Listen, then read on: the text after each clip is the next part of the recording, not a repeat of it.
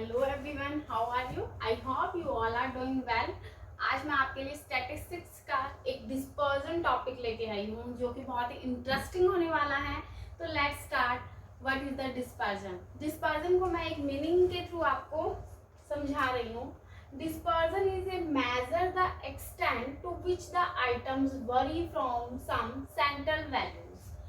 बच्चे, ऐसी कोई भी जो ऑब्जर्वेशंस हैं, जो ऑब्जर्वेशन की वैल्यूज है किसी भी सीरीज में, वो सेंट्रल वैल्यू से कितनी वरी करती है, वेरिएशंस कितना है, उसको मेजर करने के लिए हम डिस्पर्जन का यूज करते हैं। एक एग्जांपल देती हूँ आपको। जैसे मान लीजिए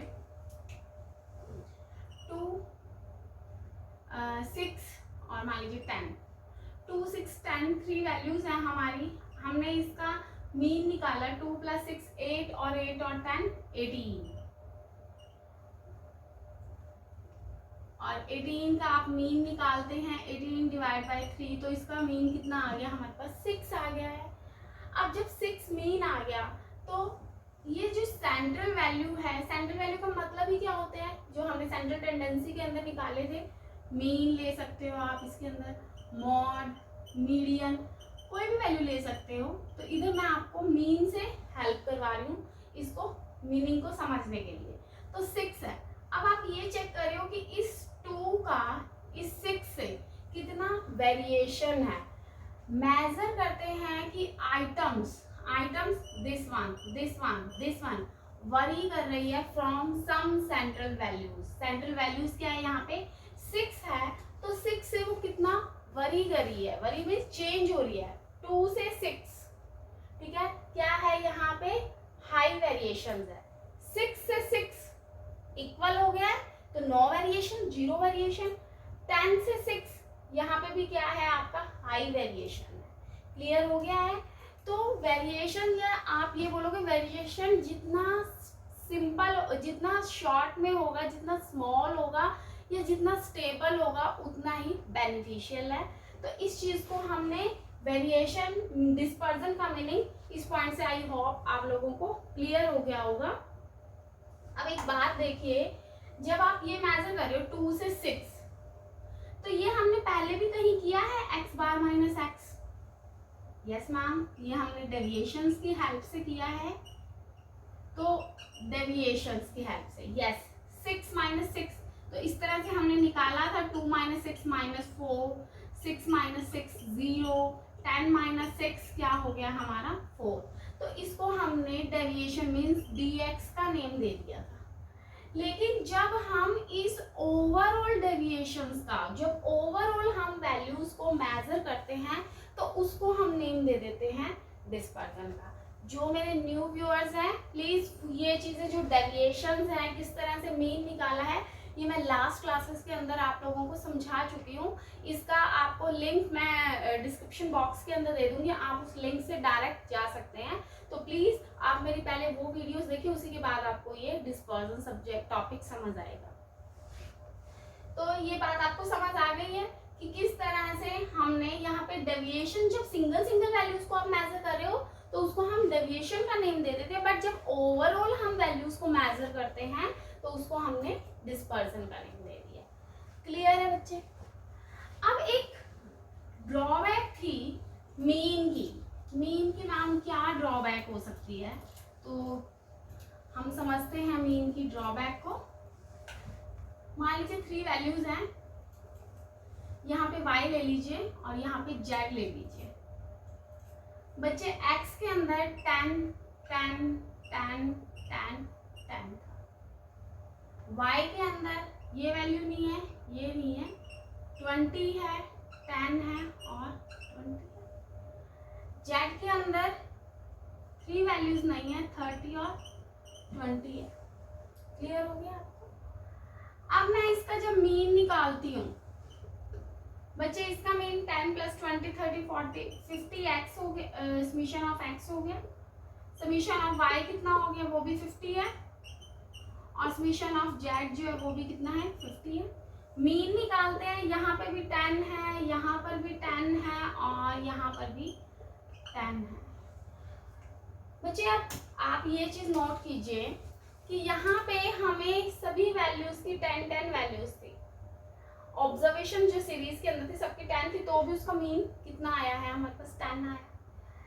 यहाँ पे 2 वैल्यूज नहीं है, लेकिन फिर भी 20 + 10 + 20, तो भी उसका मीन क्या आया 10 आया। और जब यहाँ पे 3 वैल्यूज नहीं है, सिर्फ 2 वैल्यूज है और उसका मीन भी निकाला तो 10 है, तो क्या हमने सभी वैल्यूज का मीन निकाल लिया?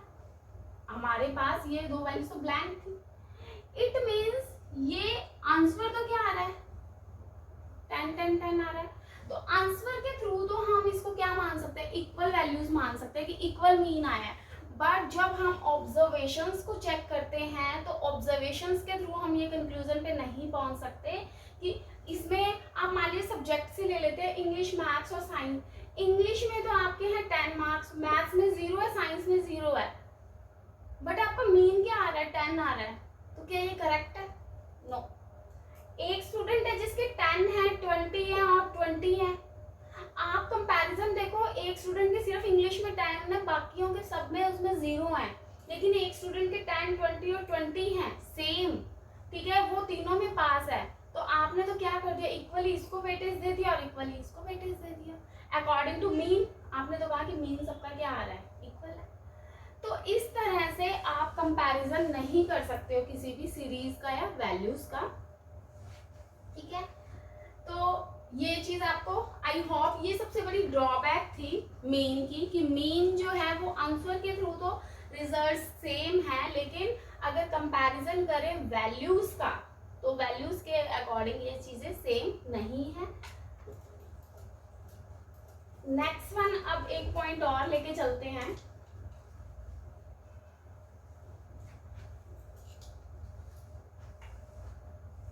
अब आपको ये समझाती हूँ, सीरीज ए, बी और सी है।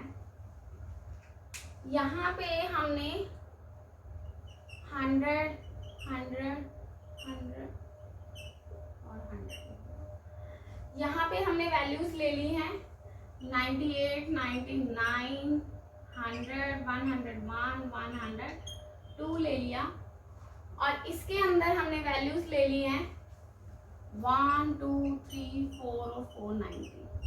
बच्चे इसका टोटलिंग किया 500, 500 और 500 आया, लेकिन जब हमने इसका मीन निकाला तो वही सेम 100, 100 आ गया। अब मैं डिस्पर्जन का आपके इसके साथ कंपैरिजन करना सिखा रही हूँ आपको। देखो, डिस्पर्जन में मैंने बोला था आपको कि हर वैल्यू का वेरिएशन चेक करना है आपने सेंट्रल वैल्यू से। तो यहाँ पे देखिए 100 का 100, 100, 100 सबसे क्या है, इक्वल है, तो इट मीन्स इसके अंदर कोई भी वेरिएशन नहीं है। तो आप यहाँ पे डिस्पर्जन क्या कर दोगे, 0 लेके चल लोगे। डिस्पर्जन जो है वो कितना हो जाएगा हमारे पास, बिग 0। लेकिन जब हम इस 100 को इन वैल्यूज से ऑब्जर्व करते हैं तो इसमें क्या है, 98 to 100 सिर्फ 2 वैल्यूज का डिफरेंस, 99 मतलब आसपास है, तो इसमें वेरिएशंस क्या हो गए हमारे, लेस। तो डिस्पर्जन हमारा क्या आ गया, लेस आ गया। और इसके अंदर कंपैरिजन कर रहे हैं, ये 100 है, इधर तो सिर्फ 1 है, इट मीन्स 99 का वेरिएशन है। इसके अंदर 298 का वेरिएशन, 3 में बहुत ज्यादा वेरिएशन है ना, हाई वेरिएशन है, तो इसमें आप क्या बोलोगे, high variation. Which is the best, best है आपका जिसके अंदर सबसे लेस है, ठीक है। 0 तो ऑब्वियसली है ही कि वेरिएशन 0 नहीं होगा, लेकिन जब लेस और हाई में देखते हैं तो जब जिसमें वेरिएशन लेस होगा वो वैल्यू ज्यादा स्टेबल होगी, वो मेथड या वो आपका पॉइंट जो है वो ज्यादा स्टेबल होगा, स्टेबिलिटी उसके अंदर more than as a comparison to high dispersion. Clear है बच्चे? कि अब मैं आपको इसके अंदर समझ आ गया आपको?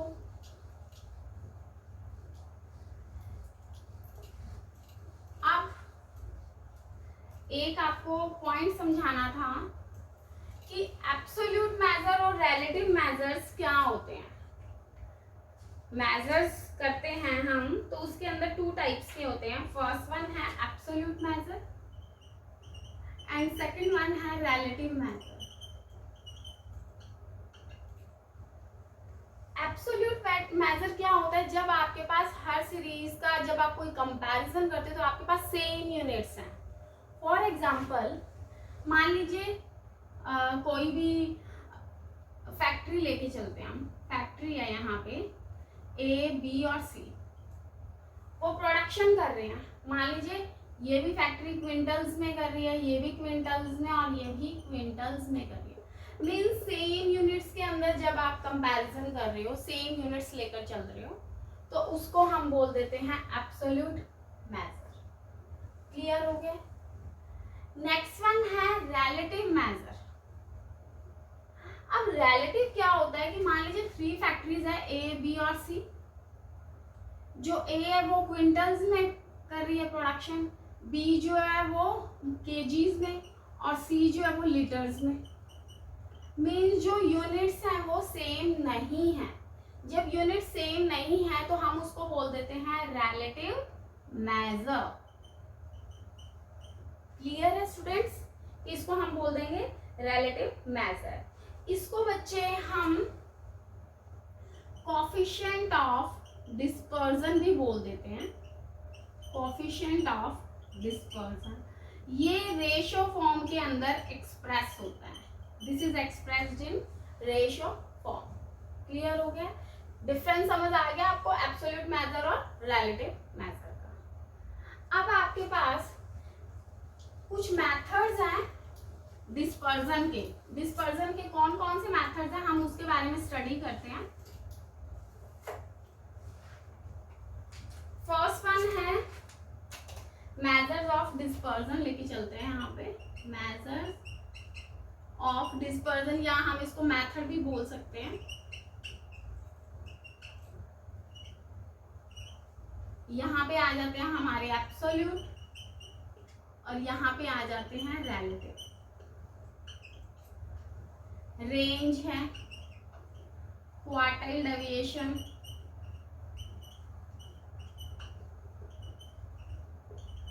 स्टैंडर्ड डेविएशन,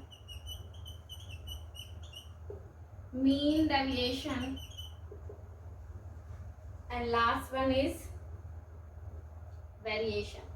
सिंपल इसके अंदर आप लेके चलते हैं वेरिएशंस को।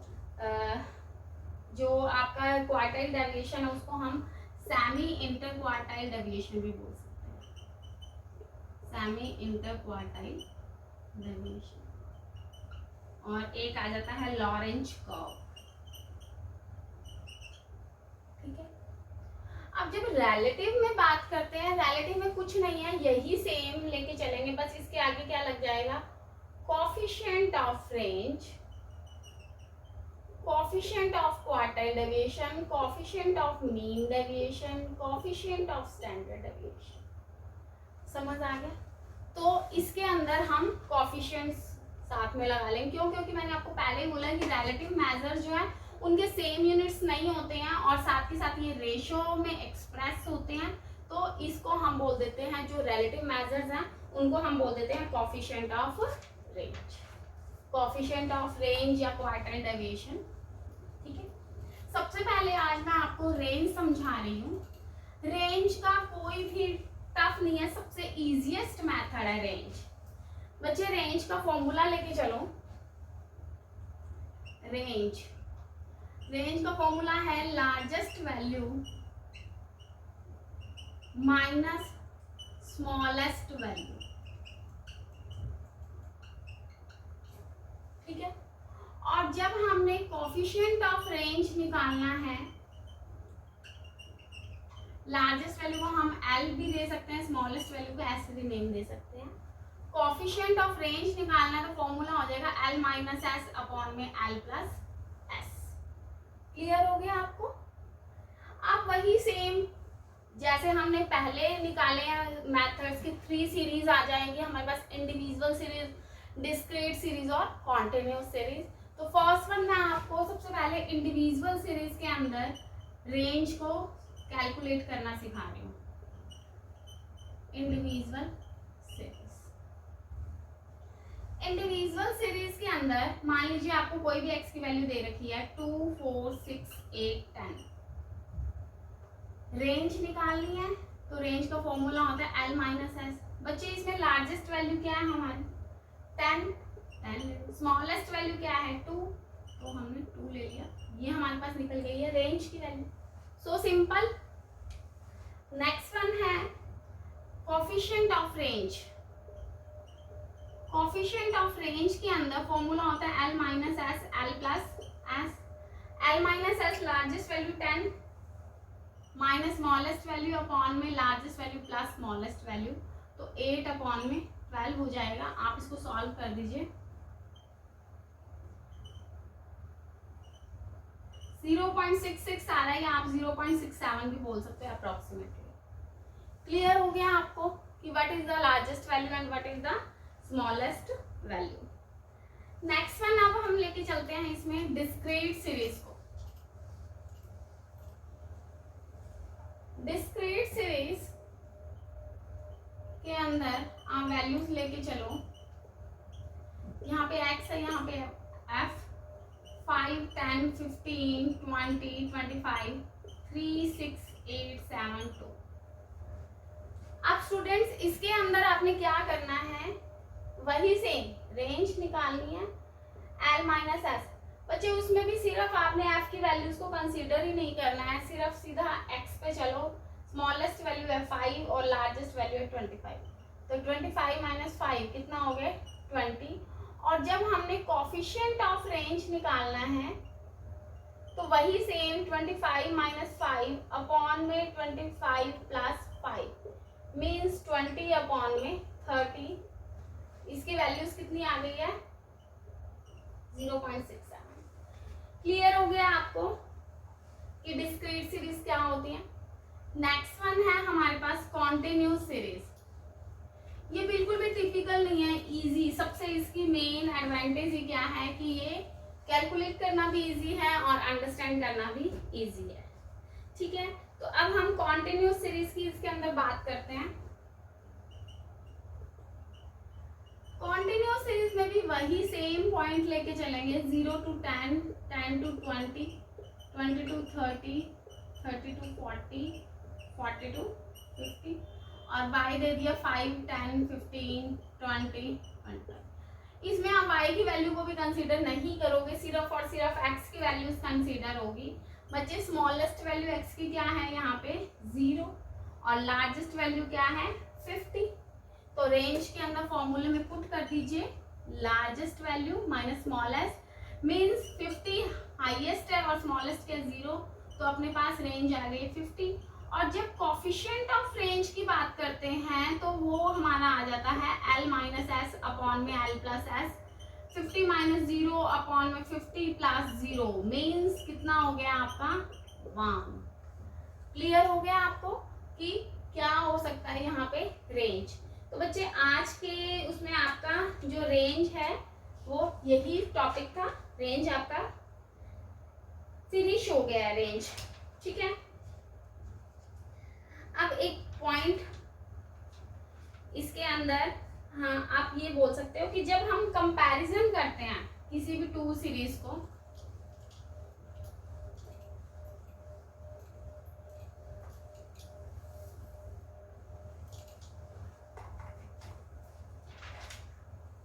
एक आप इसको बोल सकते हो, हाँ रेंज को आप बोल सकते हो एवरेज ऑफ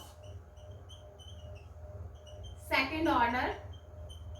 इसके अदर नेम्स बता रही हूं आपको, average of second order. Next one है स्कैटर स्प्रेड। स्कैटर स्प्रेड या हम इसको नेम दे सकते हैं variations. This is also known, this person is also known as average of second order, scatter spread and variation। तो जो कॉम्पिटिटिव एग्जाम्स के जो नेट वाले स्टूडेंट्स हैं या जो एचटेट कॉमर्स के स्टूडेंट्स हैं उनके लिए ये 1 मार्क्स में या 2 मार्क्स के अंदर क्वेश्चन आ सकता है, तो प्लीज आप इसको कंसीडर कीजिए। और आज हमारा रेंज का जो टॉपिक है वो यहीं फिनिश हो गया है। अब हम मिलते हैं अपने नेक्स्ट क्लास के अंदर and please like subscribe and share my channel. Thank you so much, have a nice day, God bless you.